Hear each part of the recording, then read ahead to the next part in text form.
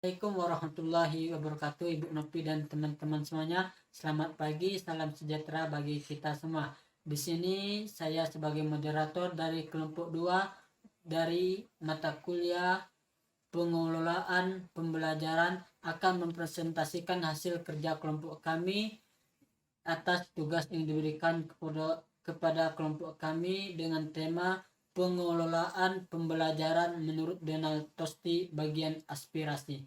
Di sini kami beranggotakan yang pertama saya sendiri atas nama Joki Andeka dengan NIM 20105241011. Terus yang kedua Reza Ilham Karisma Danindra dengan NIM 20105241029. Terus yang ketiga ada Muhammad Ihza Fahrezi dengan NIM 20105240008. Terus yang keempat ada Megi Yulianti dengan NIM 20105244010.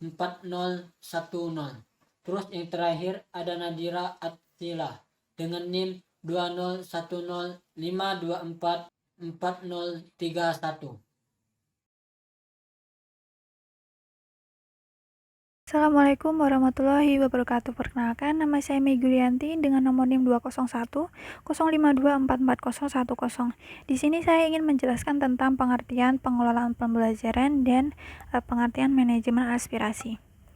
Yang pertama, pengertian pengelolaan pembelajaran menurut Sujana itu merupakan suatu kegiatan yang dilakukan untuk memproyeksikan suatu tindakan apa yang akan dilaksanakan dalam suatu pembelajaran, yaitu dengan mengkoordinasikan atau mengatur dan merespon komponen-komponen pembelajaran sehingga antara tujuan, materi, metode maupun evaluasinya menjadi jelas dan sistematik.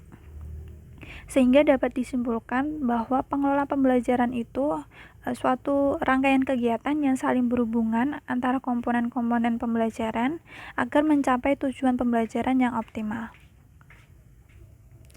Pengertian yang kedua adalah pengertian manajemen aspirasi. Menurut Hurlock, pada tahun 1999, aspirasi itu adalah keinginan yang akan sesuatu yang lebih tinggi dengan kemajuan sebagai tujuannya. Sedangkan menurut Dimyati dan Mujiono pada tahun 1999 menyamakan aspirasi itu sebagai cita-cita, yaitu keinginan yang akan dicapai dan dapat berpengaruh pada kemauan dan semangat belajarnya. Dan jika kita kaitkan dengan teori Donald Tosti tentang pengelolaan pembelajaran, manajemen aspirasi itu suatu kegiatan yang dilakukan oleh pendidik untuk mengelola dan menentukan tujuan pembelajaran yang sesuai, dengan syarat mempertimbangkan kompetensi yang dimiliki peserta didik yang bertujuan untuk menciptakan suatu proses belajar yang optimal.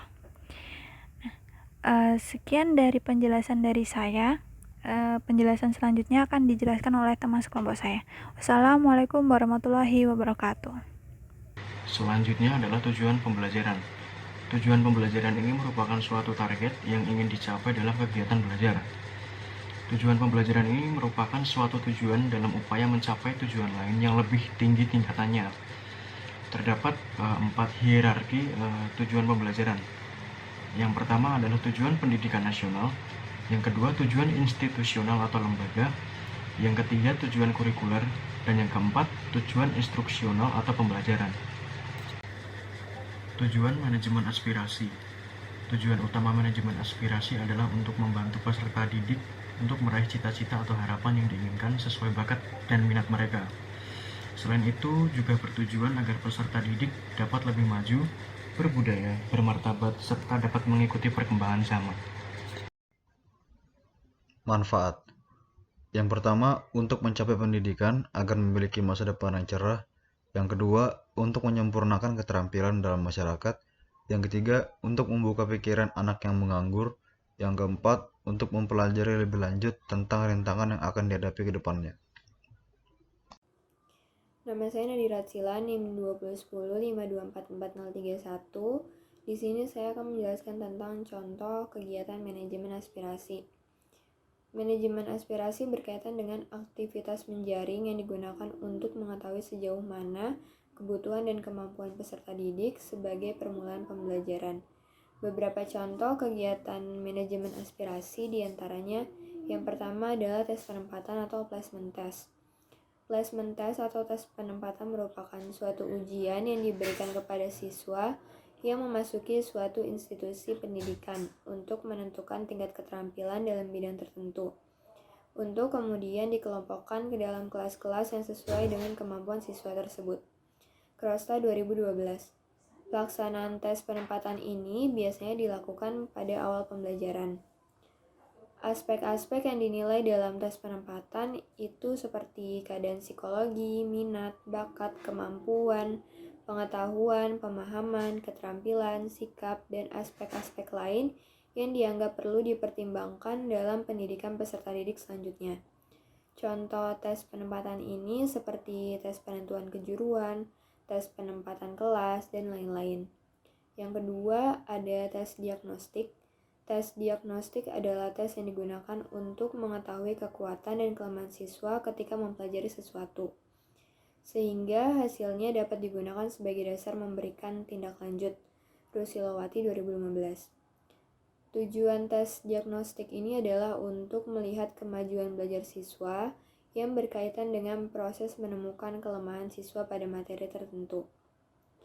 Tes diagnostik ini dapat dilakukan sebelum pembelajaran berlangsung dengan maksud untuk mengetahui pengetahuan prasyarat untuk mempelajari materi tertentu. Hasil tes diagnostik bisa digunakan sebagai rujukan penyelenggara pembelajaran yang sesuai dan cocok dengan kemampuan siswa, serta sebagai acuan dalam memberikan bantuan yang diperlukan oleh peserta didik. Kesimpulan dari materi yang kami bahas dari kelompok kami, bahwa pengelolaan pembelajaran adalah merupakan kegiatan yang saling berhubungan mengenai komponen-komponen pembelajaran agar mencapai tujuan pembelajaran. Dengan memahami konsep bagaimana mengelola suatu pembelajaran, maka seorang pendidik pasti dapat menciptakan pembelajaran yang menarik, pembelajaran yang nyaman, pembelajaran yang tidak membosankan, dan bahkan dengan pendidik mengetahui bagaimana cara mengelola pembelajaran, dia akan dapat menghasilkan output dari peserta didik yang signifikan secara meningkat ke arah perkembangan yang positif. Dalam berhasilnya mengelola suatu pembelajaran, maka hal itu tidak terlepas dari yang namanya manajemen aspirasi. Jadi, manajemen aspirasi adalah suatu kegiatan yang dilakukan oleh pendidik untuk mengelola dan menentukan tujuan pembelajaran yang sesuai dengan mempertimbangkan kompetensi yang dimiliki peserta didik yang bertujuan untuk menciptakan suatu proses belajar yang optimal.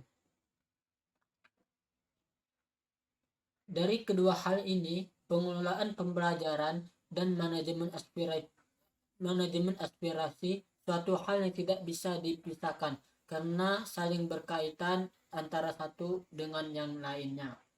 Terus yang kedua, saran dari kelompok kami untuk para pembaca supaya menjadikan tulisan ini sebagai acuan dalam menghadapi masalah-masalah dalam mengelola pembelajaran dan masalah dalam menerapkan manajemen aspirasi. Tulisan ini tidak terlepas dari kelebihan dan kekurangan. Untuk itu, apabila tulisan ini kurang mampu menjawab apa yang pembaca inginkan, kami sarankan kepada pembaca untuk menggunakan sumber yang lain.